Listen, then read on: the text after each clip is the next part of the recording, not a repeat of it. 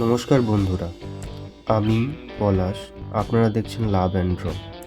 এই ভিডিওতে আমি দেখিয়েছি একটি ছোট্ট মেয়ে তার নাচের পোশাক পরে দাঁড়িয়ে আছে এবং তার ফ্রকটা সে হাতে করে ধরে রয়েছে। এই ড্রয়িংটি ছোট বাচ্চাদের জন্য বা বিগিনার্সদের জন্য।